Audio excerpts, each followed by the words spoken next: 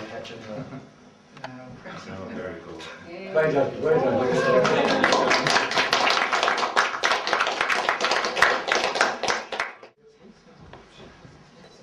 Okay. No slagging on Twitter now. I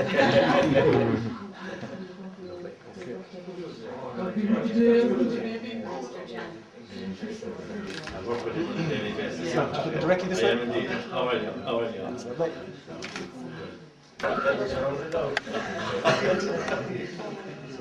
Go. Okay. Sorry. Said you were getting done with low.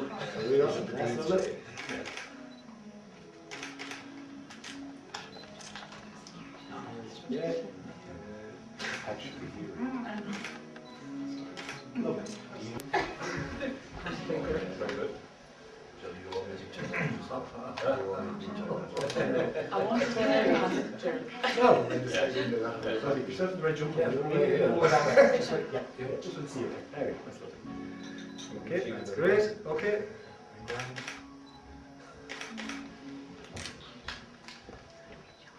Yeah.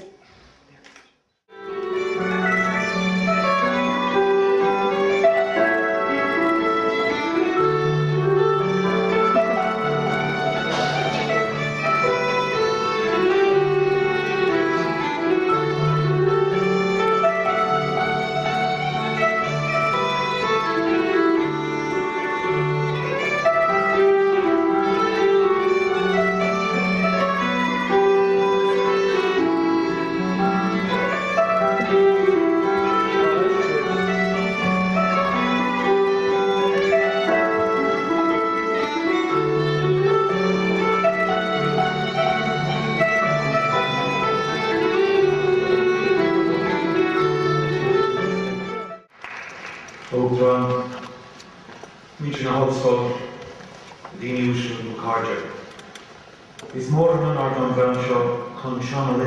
Kilfenora Céilí Band, Kilfenora Céilí. Even in the context of North Clare villages, Kilfenora is small, very small.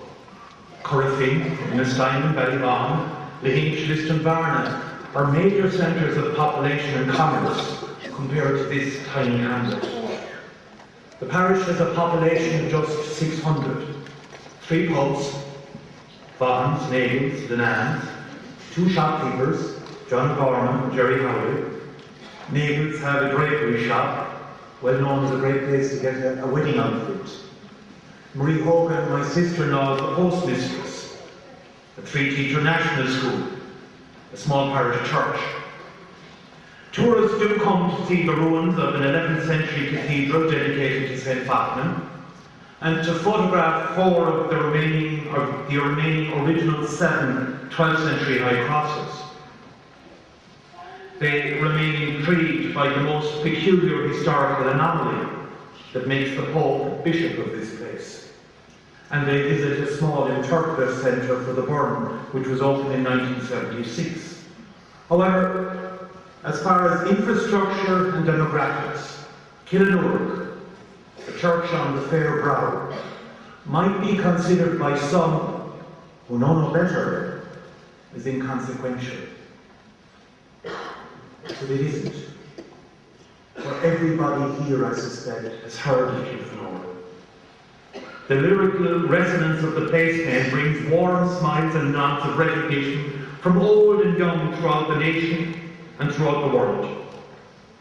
The majority wouldn't be sure precisely where Kilfenora is, but it's 5 miles from Innerstein, 5 miles from Liston, 40 miles from Limerick, and 40 miles from Galway. We consider ourselves central, but all have heard the name and savoured it.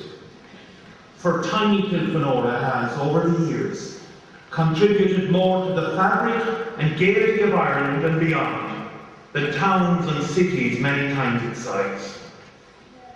Why? Because Kilfenora is the womb, the cradle, and the academy of Irish traditional music, expressed at its zenith for more than a century by the incomparable Kilfenora Céilí Band. There was always music there, back the years, back the generations, back the centuries. In the houses of Clogher, Tullacha, Craigall, Balloch, Ballygowan, Leakeen, Ballygreen. Real music, not mathematical, sterile, careful, counted music. Music from the headers in the page, but passionate, ebullient, rousing, cascading, contented reels, jigs, hornpipes and marches.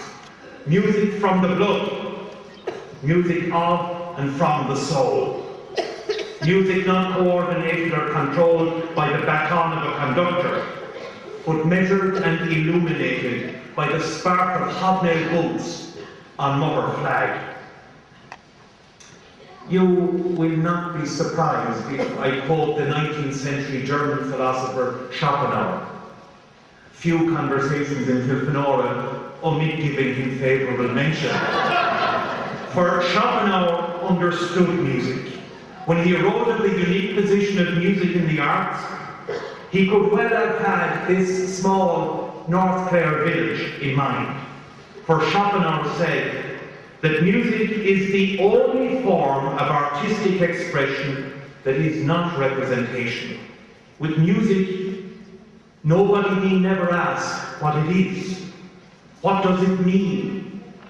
What is it supposed to be? Music does not copy or represent ideas, emotions or concepts. It expresses them purely. It conveys the will clearly, directly, completely. Music is in itself, not striving to be something else. The music made in Kilfenora does not require interpretation and speaks not to the brain, not even to the heart, but radiates directly to the soul. And so the listener to Kilfenora music is moved and begins to move. There is no choice. It is virtually impossible to sit amidst Kilfenora music without stirring, budging, stepping, tapping. Indeed, it is virtually impossible to remain seated at all. The woman on Jerry Springer says, talk to the hand. The music of Kilfenora talks directly to the feet. Like modern pipers, the musicians of Kilfenora lead us not to the river, but to the dance floor. The men and women we honour today do not really do concerts, though they have played in some of the great music venues of the world, including Glastonbury. Rather, they do dances, sessions, caves, with Clare sets and half sets, Caledonian sets and polkas, sieges of Ennis, Limerick and Athlone, and out in the night when we're shook, an old-time waltz, and a chance to get our breath back. The music they play goes back to time immemorial, but it is probable that the first organised group in Kilfenora was a fife and drum band in the 1870s, which developed into a brass and drill band in subsequent years. Then in 1909, 100 years ago, a group of fiddlers, flautists, drummers and concertina players organised themselves into a parish fundraising event. Thus, under the leadership of Michael Slattery, the first formal Kilfenora Céilí Band emerged. And from there, like Topsy, it growed and growed, going from triumphant success to success, broadcasts and flags. History recalls a very memorable night here in the big hall, the Aula Maxima, in this university, 72 years ago, when the band played for a Sigerson Cup Céilí. John, I hope you were paid. I hope, too, that the band, too, played for dances in every county in the country. Victories in competitions, journeys through the night, marquees, hotels, fashions and flags, thrilling, lifting, rising, moving many, many generations.